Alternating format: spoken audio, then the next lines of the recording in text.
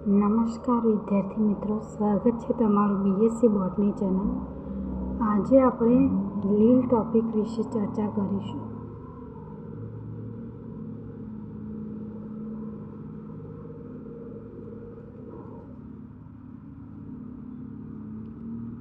લીલ કે જેને ઇંગ્લિશમાં આલ્ગાઈ પણ કહેવામાં આવે છે. હવે આપણે લીલ ચેપ્ટર સ્ટાર્ટ કરતાં પહેલાં એ જાણી લેવું જરૂરી છે કે લીલ કહેવામાં કોણે આવે છે. તમારા મનમાં ખ્યાલ આવતો છે કે લીલ એટલે લીલી કોઈ વસ્તુ, પણ લીલી તો વનસ્પતિ પણ હોય છે. જેમ કે કોઈ ઝાડ હોય, કોઈ વૃક્ષ હોય, છોડ હોય, કે પછી દિવાલ ઉપર જે ચોમાસામાં તમે જોયું છે કે દિવાલ ઉપર પણ લીલ જેવી જોવા મળે છે, પણ તે લીસી નથી હોતી, ખરબચડી હોય છે. લાઈક તમે કોઈ રેસા જુઓ એના જેવી હોય છે, તો એ લીલ કહેવામાં આવતી નથી. લીલ કોને કહેવામાં આવે છે કે જે પહેલાં તો લીલની વાત કરીએ. લીલ તો એની પહેલી લાક્ષણિકતા એ છે કે લીલ હરિતદ્રવ્ય ધરાવે છે.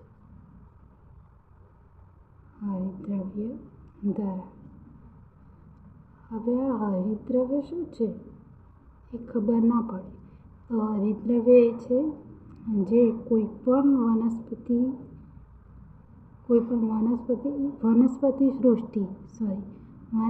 સૃષ્ટિના કોઈ પણ જે સદસ્ય હોય, કોઈ પણ વર્ગ હોય, કોઈ પણ વર્ગના સજીવો હોય, તો એ વનસ્પતિ સૃષ્ટિના કોઈ પણ સજીવોમાં બેઝિક જે જોવા મળે એ છે હરિતદ્રવ્ય. અને આ હરિતદ્રવ્ય વનસ્પતિમાં લીલા રંગ માટે જવાબદાર છે. હવે આ હરિતદ્રવ્ય આવેલું શામાં હોય છે? તો આપણે જાણીએ છીએ કે કોઈ પણ સજીવ હોય, પ્રાણી હોય કે વનસ્પતિ હોય,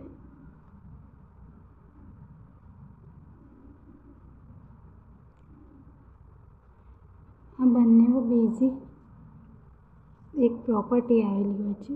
તેને શું કહેવામાં આવે છે? કોષ. સજીવનો પાયાનો એકમ જેને કહીએ છીએ ને, પાયાનો એકમ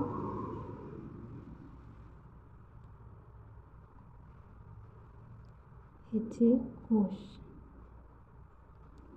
હવે વનસ્પતિ અને પ્રાણી એટલે શું? એમાં સજીવો બધા આવી ગયા. વનસ્પતિ હોય, પ્રાણી હોય કે પછી અન્ય પ્રોટિસ્ટા, મોનેરા પ્રોટિસ્ટા, ફૂગ, પ્રાણી અને વનસ્પતિ. તો એમાંથી કોઈ પણ હોય. આપણે વનસ્પતિ કે પ્રાણીની જગ્યાએ એમ પણ લઈ શકીએ સજીવ સૃષ્ટિ. સજીવ સૃષ્ટિના કોઈ પણ સભ્યો હોય એમાં પાયાનો એકમ છે કોષ. પાયાનો એકમ એટલે કે નાનામાં નાનો એકમ. કોઈ પણ જે દુનિયામાં રહેલું છે પદાર્થ કે દ્રવ્ય જેને કહે છે, કોઈ પણ પદાર્થ સજીવ છે કે નિર્જીવ એ કઈ રીતે નક્કી કરી શકાય? તો એમાં પાયાનો એકમ રહેલો છે કોષ. ઓછામાં ઓછો એક કોષ ધરાવતો હોય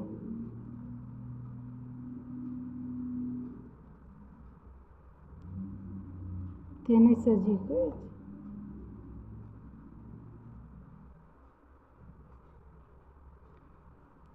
તો અહીંયા વાત કરીએ તો વાયરસ અકોષીય છે. તમે 11thમાં ભણી ગયા છો જીવ વિજ્ઞાનમાં, જે બીજું ચેપ્ટર આવે છે જૈવિક વર્ગીકરણ, એમાં વાયરસ અકોષીય છે એમ કહેવામાં આવે છે. અને તેથી એને એક પણ સૃષ્ટિમાં સમાવેશ કરવામાં આવ્યો નથી. જ્યારે સજીવ સૃષ્ટિ છે, મોનેરા, પ્રોટિસ્ટા, ફૂગ, વનસ્પતિ સૃષ્ટિ અને પ્રાણી સૃષ્ટિ, આ પ્રાણ સૃષ્ટિમાં જે સજીવો રહેલા હોય એ કોષ ધરાવે છે. ઓછામાં ઓછું એક કોષ તો ધરાવે છે અને વધારેમાં વધારે કેટલા પણ હોય છે. જેમ કે મનુષ્યમાં ઘણા બધા સેલ હોય છે. આપણે ગણતરી પણ ના કરી શકીએ એટલા બધા સેલ હોય. કેમ? કારણ કે કોષનું કદ ખૂબ જ નાનું હોય છે, માઇક્રો હોય છે, જે નરી આંખે જોઈ શકાતું નથી. તો વાયરસ અકોષીય છે. તો વાયરસ સજીવ છે કે નિર્જીવ? તો વાયરસ નિર્જીવ છે. તો નિર્જીવ તો ખુરશી, ટેબલ કે ઘર પર પડેલી કોઈ પણ વસ્તુ એ પણ નિર્જીવ છે. તો વાયરસ કેમ રોગ કરે છે? આ ખુરશી છે તો ખુરશી આપણને રોગ કરે? ઘર હોય તો ઘરમાં રહીએ તો ઘર આપણને રોગ કરે? ઘરમાં રહેલા બેક્ટેરિયા, મચ્છર, માખી વગેરે રોગ કરે, પણ ઘર રોગ કરે કદી? ન કરે.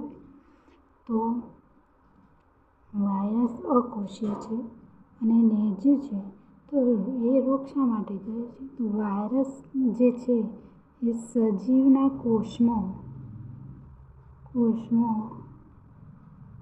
સજીવની જેમ પ્રજનન કરી પોતાની પ્રતિકૃતિ બનાવે છે.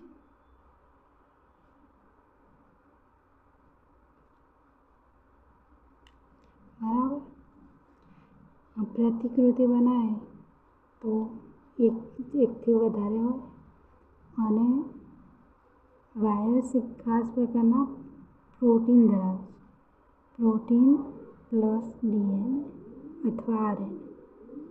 તો આ DNA અથવા RNA છે એ ધરાવે છે, એના કારણે એનો ચોક્કસ સ્વભાવ હોય છે. તેથી તે રોગ કરે છે અને તેમાં પ્રોટીન પણ આવેલું હોય છે આવરણ તરીકે. તો પ્રજનન કરતો હોવાથી વાયરસ અકોષીય હોવા છતાં રોગ કરે છે.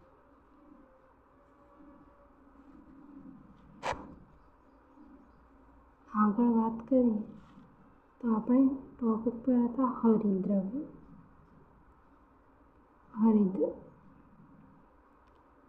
તે લીલા રંગ માટે જવાબદાર સજીવ સૃષ્ટિનો પાયાનો એકમ કોષ હોય. કોષ ધરાવતો હોય ઓછામાં ઓછું મિનિમમ એક કોષ ધરાવતો હોય તેને સજીવ કહે છે. વાયરસ અકોષીય છે એટલે કે નિર્જીવ છે, પરંતુ સજીવના કોષમાં સજીવની જેમ પ્રજનન કરી, સજીવની જેમ તો ન કહી શકાય, પણ પ્રજનન કરે છે.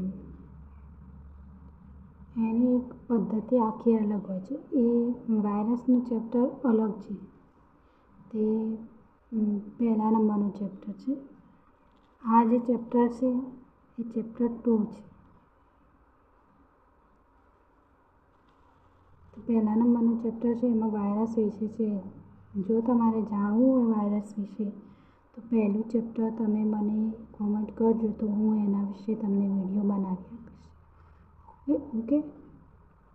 તો હવે વાત કરીએ હરિતદ્રવ્યની. તો કોષની વાત કરતા આપણે. તો કોષમાં દાખલા તરીકે આ કોષ છે. બરાબર?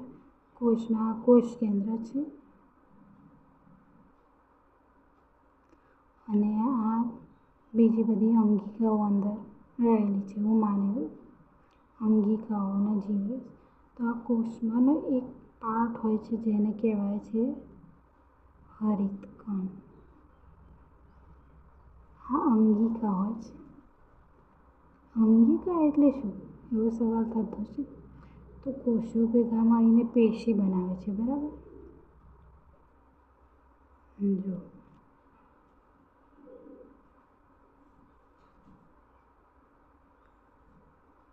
કોષ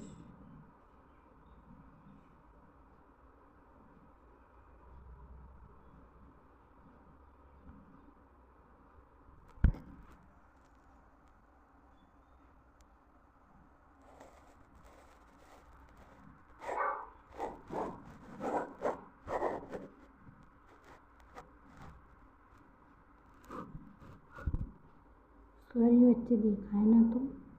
તો આ કોષ છે, બરાબર, અને આ કોષ કેન્દ્ર છે, અને કોષની અંદર જીવરસ અને અંગિકાઓને બધું રહેલું હોય છે. હવે આમાંની એક અંગિકા છે હરિતકણ. હવે આને અંગિકા જ કેમ કહે છે? તો કોષ ભેગા મળીને પેશી બનાવે છે, પેશી ભેગી મળીને અંગ બનાવે છે, અંગ ભેગા મળીને અંગતંત્ર બનાવે છે, અને અંગતંત્ર ભેગા મળે એટલે શરીરની રચના થાય છે. આ માનવમાં અમુક એવા સજીવો છે જેમાં અંગતંત્ર જેવી રચના જોવા મળતી નથી, પણ તો પણ તેને સજીવ કહેવામાં આવે છે. કેમ? ઓછામાં ઓછો એક કોષ હોય તો પણ તેને સજીવ કહેવામાં આવે છે. ઓકે, તો કોષમાંથી જે પેશીની અંદર પેશી ભેગી મળીને બનાવે એને અંગ કહેવાય. જેમ કે આ અંગતંત્ર છે, તો અંગ ભેગા મળીને અંગતંત્ર બનાવે. એવી જ રીતે અંગિકાઓ ભેગી મળી અને કોષ બનાવે. અંગિકા ભેગી મળે એટલે કોષ બનાવે. તો હરિતકણ નામની એક અંગિકા છે. તો હરિતકણ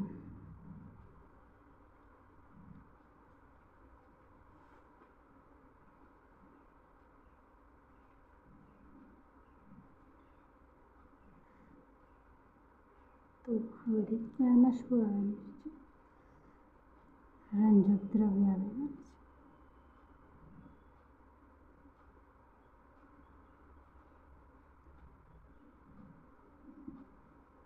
હરિતકણ એક રંજક દ્રવ્ય ધરાવે છે.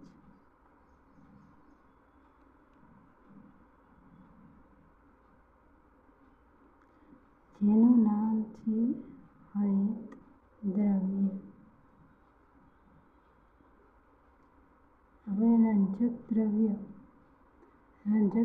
એકચ્યુઅલી 3 પ્રકારના હોય. એક રંગહીન રંજક દ્રવ્ય, એમાં લિપિડ, પ્રોટીન, સમીધારક એ બધું સંગ્રહ કરતા પુટિકાઓ આવેલી હોય છે. એ સંગ્રહ કરતા દ્રવ્યો અલગ હોય છે.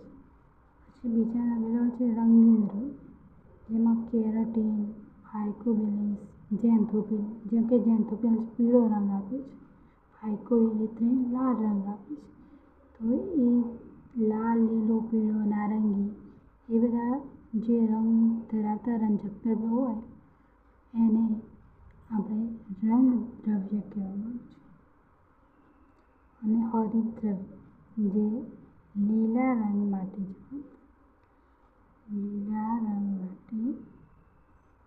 જવાબ. તો આપણે પહેલાં વાત કરી હતી એ સાબિત થઈ ગયું. જો ફરીથી જોઈએ આપણે.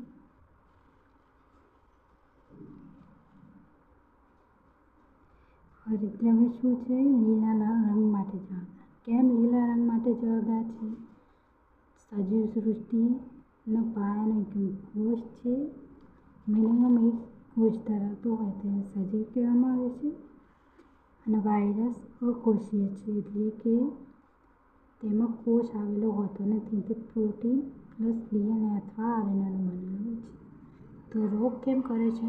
કે હવે સજીવના કોષમાં પ્રજનન કરી પોતાની પ્રતિકૃતિ બનાવે છે. હવે પછી વાત કરી હતી કે કોષ કેન્દ્ર, કોષમાં કોષ કેન્દ્ર આવેલું છે. આ કોષ છે, કોષમાં કોષ કેન્દ્ર અને અંગિકાઓ આવેલી હોય છે. તો હરિતકણ નામની એક અંગિકા આવેલી હોય છે. જો રિલેટ કરું છું, હરિતદ્રવ્ય ધરાવે. લીલ કોને કહેવાય? હરિતદ્રવ્ય ધરાવે. હરિતદ્રવ્ય શું છે? કોઈપણ વનસ્પતિમાં લીલા રંગ માટે જવાબદાર છે. સજીવ સૃષ્ટિમાં કોઈ પણ સજીવ હોય એમાં લીલો રંગ હોય એનો મતલબ કે એમાં હરિતદ્રવ્ય આવેલું છે. હવે આ હરિતદ્રવ્ય આવ્યું ક્યાંથી? આ લીલ. તો લીલ તો કોષોની જ બનેલી હોય છે, બરાબર. વનસ્પતિ સૃષ્ટિમાં આવેલી છે એટલે કોષોની તો બનેલી જ હોય છે. તો આ કોષમાં અંગિકા તો હશે જ. આ લીલનો એક કોષ છે. લીલનો કોષ જેમાં હરિતકણ નામની અંગિકા એટલે શું?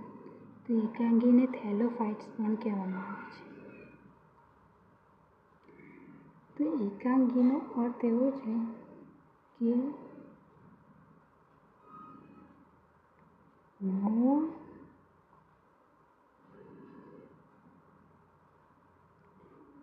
શરીર રચના મૂળ પ્રકાંડ અને પર્ણ જેવા અંગોમાં વિભાજિત નથી.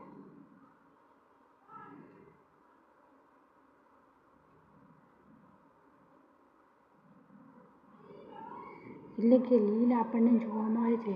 સામાન્ય રીતે આપણે તળાવમાં જોઈએ તો કે કાગળ જેવી હોય, કાગળ જેવી પટલી લીલા કલરની, જેનાથી લપસી જવાય. તો એ પતલી હોય તો એમાં તમે કહી શકો કે આમાં મૂળ કયું છે, પર્ણ કયું છે, પ્રકાંડ કયું છે. તમે એમ કહેશો કે લીલા કલરનું છે એટલે પર્ણ જ હશે. પણ અમુક પ્રકાંડ પણ એવા હોય છે જેનો કલર લીલો હોય છે. જેમ કે ફાફડાથોર વનસ્પતિ જોઈ છે, આવી હોય છે. આ ટાઈપની હોય છે ને ઉપર કાંટા હોય છે. તો એ વનસ્પતિની એ પ્રકાંડ છે અને પ્રકાંડ લીલા કલરનું છે. તો શું કહેશો કે પર્ણ છે? તો ના, એ પર્ણ નથી. પ્રકાંડ અને પર્ણ બંને અલગ અલગ છે. તો એવું જરૂરી નથી કે લીલા કલરનું હોય ઇટ મીન્સ કે એ પર્ણ જ હોય. તો લીલા કલરની લીલ છે એમાં આપણે કહી શકતા નથી કે આ પર્ણ છે, પ્રકાંડ છે કે મૂળ છે. ઓકે. હવે આગળ વાત કરીએ એ પહેલાં હું તમને જણાવી દઉં કે અહીં વિડીયોની સમાપ્તિ કરીએ છીએ. અને જો તમારે આગળના વિડીયો જોતા હોય અને તમારે ક્લેરિફિકેશન જોઈતું હોય તો મને કોમેન્ટ કરો. જો તમને વિડીયો પસંદ આવ્યો હોય તો લાઈક કરો, શેર કરો અને ચેનલને સબસ્ક્રાઈબ કરવાનું ભૂલશો નહીં. અને જો તમને વિડીયોમાં કોઈ પણ એવો કોઈ ડાઉટ રહી ગયો તો કોમેન્ટમાં પૂછી શકો છો. અને બીજું કે આ વિડીયોમાં મેં તમને સમજાવ્યું અને તમને એમ લાગે કે આ ખોટું સમજાવ્યું છે તો એના વિશે પણ તમે જરૂરથી કોમેન્ટ કરી શકો છો. Thank you so much. આભાર.